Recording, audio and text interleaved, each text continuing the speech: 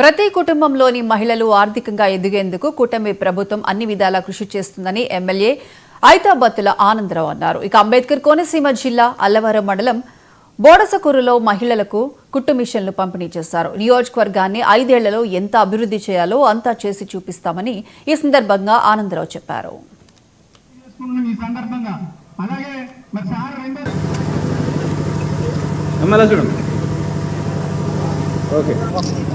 నారా చంద్రబాబు నాయుడు గారు, డిప్యూటీ ముఖ్యమంత్రి పవన్ కళ్యాణ్ గారు రాష్ట్రాన్ని అభివృద్ధి చేయడానికి, రాష్ట్రంలో సంక్షేమ పథకాలని అమలు చేయడానికి నిరంతరము కష్టపడుతూ చంద్రబాబు గారు వల్ల మాత్రమే సంక్షేమ పథకాలు సాధ్యమని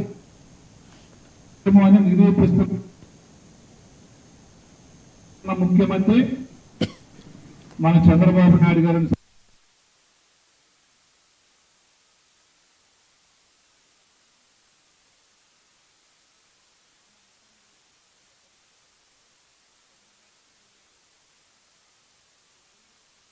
అంటే ఫోటో వేసి చూపించారు.